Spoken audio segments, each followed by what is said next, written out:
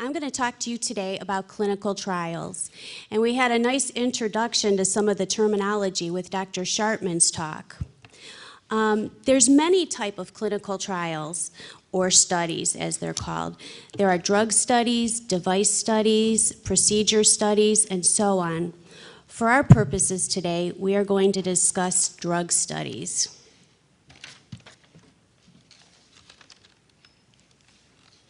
Okay, so what is a clinical trial? Well, it's any investigation in human subjects intended to determine the clinical, pharmacological, pharmacokinetic, and/or other pharmacodynamic effects of an investigational agent, and/or to identify any adverse reactions to an investigational agent to assess the agent's safety and efficacy. Simply put, any investigation in humans to test a new drug or treatment for safety and efficacy, or to see if it's safe and effective.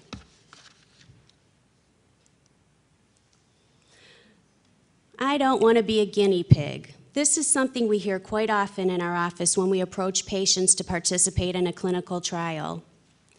What patients don't understand is that clinical trials are governed by regulations and guidelines.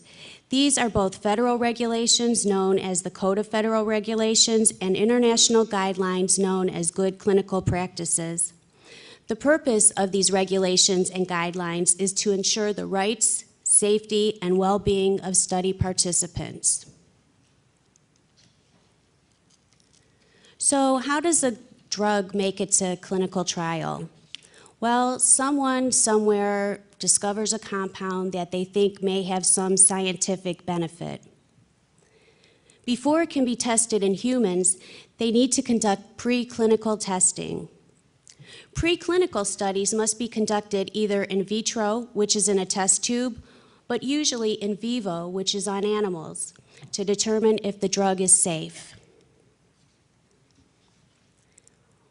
Once the preclinical testing is done,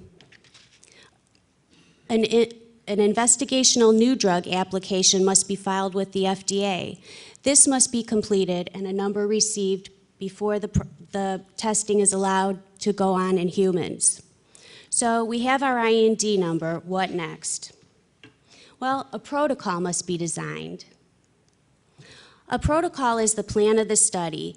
It is the guide that all of the participating researchers will follow. It explains the rationale, the objectives, and how and when the procedures will be done. All protocols in the US, Japan, and European Union have been standardized to follow the GCP guidelines by the International Conference on Harmonization. This is to help reduce redundant research in all of the countries. So a study that's done in Japan, we can use those results to get a drug approved in the United States. A protocol needs to be submitted to the IRB for approval, or Institutional Review Board. So what's an Institutional Review Board? An Institutional Review Board is a diverse group of individuals who review a protocol to ensure that the protocol is ethical and that there's scientific validity, as well as a favorable risk-to-benefit ratio. The Code of Federal Regulations states that an IRB must have at least 5 members. 1 must be from the community, 1 must have a scientific background. One person who would not be permitted to participate in a protocol review would be someone who is trying to get his protocol approved.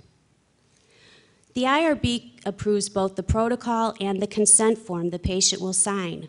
A study may not begin without IRB approval. The IRB can request that changes be made to either the protocol or the consent form in order to assure patient safety and understanding of the study.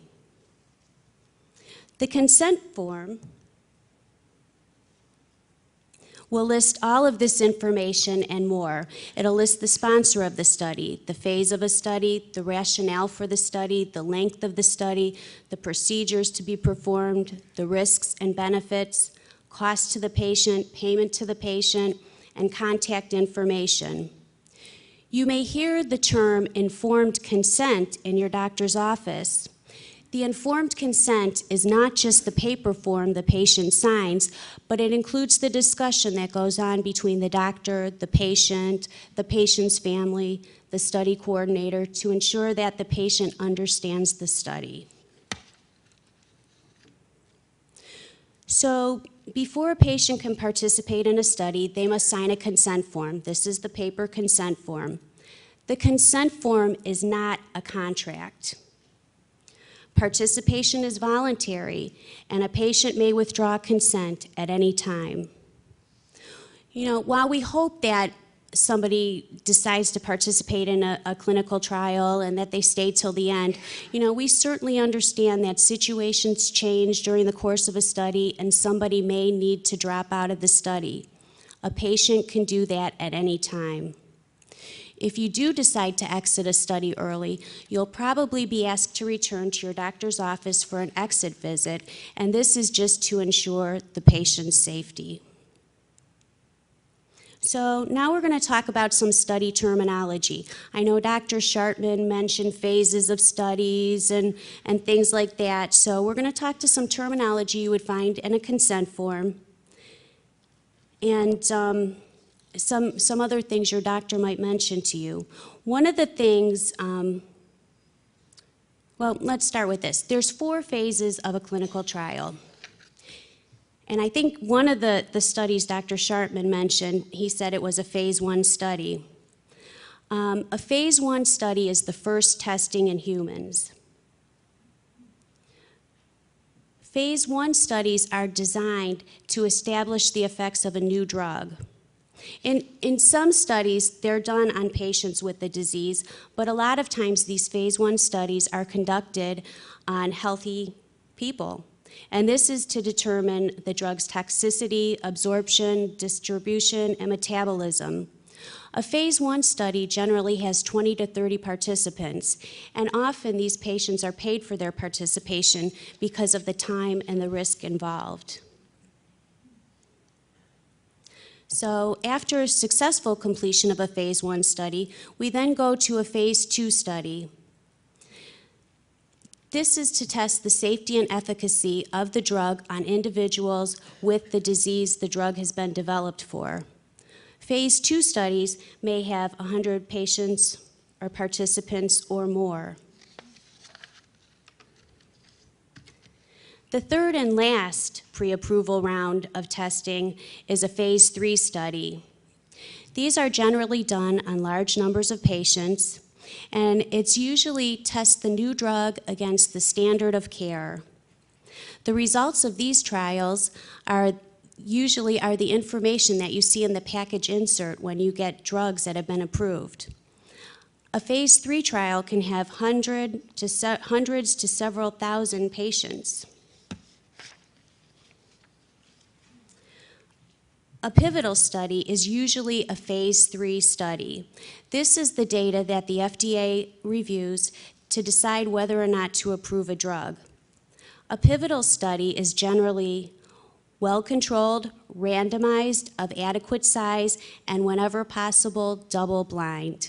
We're going to discuss this terminology in a few more slides. A phase 4 study is after the drug has been approved by the FDA, and this is just to compare the newly approved drug with its competitors, explore additional patient populations, and to study any new adverse events. So let's talk about some study terminology. The sponsor. The sponsor of the study is usually the company that's paying to put the study on. In a drug study, it can be the pharmaceutical company. The investigator is the doctor in your clinic's office that's participating in the study. There's a principal investigator, and he oversees the conduct of the entire study in the office, and then there are sub-investigators that are also participating. The study coordinator, and that's what I do, is the person you're going to spend a lot of time with. He or she is going to schedule your appointments, make sure you get to the clinic on time, make sure everything goes smoothly, and make sure all the data that's collected gets entered into the system. Multi-center means it's done at more than one center. So if it's a multi-center study, it's not just being done at your doctor's office. And site or sites is the clinic or clinics where the study is conducted. So let's talk about some more terminology. A few slides back, I mentioned that a pivotal study would be generally well-controlled. Well-controlled means that we compare the new treatment with the standard treatment or placebo. Patients are randomly assigned. Random means it's like flipping a coin.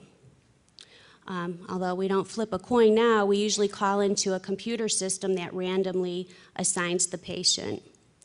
Patients who receive treatment are in the treatment group, and patients who receive standard care or no treatment are in the control group. Masked or blinded. They mean the same thing. In ophthalmology, we like to use the term masked instead of blinded, but they mean the same thing. A patient will be masked as to which group they're in. So the patient wouldn't know if they were receiving the drug, the standard treatment, or a placebo. Every patient, no matter what their treatment assignment is treated the exact same way. So double masked or blinded means that neither the researcher or the patient will know what their assignment is. And this is to prevent bias and to ensure that the investigator treats every patient the same way. Now, this is just the front page of a consent form. And I know it's hard to see, so I'm going to put the header up. And let's see, now that we talked about some terminology, if we can figure out what this study is. So it says this study is a randomized, double-masked, multi-center phase 2 study comparing the safety and efficacy of ABC-XYZ with placebo when used in conjunction with ranibizumab to treat neovascular age-related macular degeneration. So what we know is it's randomized. Patient's going to be randomly assigned. Double masked. The doctor's not going to know what the patient gets. The patient's not going to know. Multi-center. It's done at more than one clinic. Phase 2. So there'll be 100 or so patients in this study. And we're comparing the safety and efficacy of the drug with a placebo. But then it goes on to say that in conjunction with ranibizumab, which is Lucentis, so that's a standard treatment. So this study, basically, all patients will be getting the standard of care, which is the ranibizumab, but some of the patients may get an additional treatment with the drug. This is the rest of the protocol, and you can see it has the protocol number, the IRB protocol number, it lists the sponsor, the investigator, the site that it's done, and contact phone numbers. So during Dr. Sharpman's talk, somebody said, well, what's a benefit to participating in a clinical trial? Well, some of the benefits are you gain access to new treatments, and these treatments may help to improve or control your condition. You'll get the highest quality medical care. And one thing I hear from patients who participate in the study, they like that they know who they can contact if they have a problem. You work very closely with the study coordinator, so if you have any concerns, they know they can call the office and have their concerns addressed immediately. You might help family members in society by contributing to medical research. And many clinical trials involve no cost to the patient. Some trials offer a stipend, and I think Dr. Sharpman had mentioned that. That's to help pay for if it's a long day at the clinic, your lunch, your gas, whatever. Some studies, particularly ophthalmology studies, tend to offer transportation because they realize we're treating patients with vision problems, so driving to and from the clinic is a huge problem. What are some risks of clinical trials? Well, you may be required to make more visits to the clinic than usual. There may be some previously unknown side effects.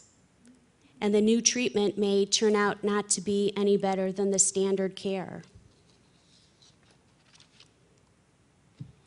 Well, thank you, and I hope I helped explain some of the terminology, and if you're ever asked to participate in a study, you'll feel confident that you understand what the study is, and you'll be able to make an educated decision.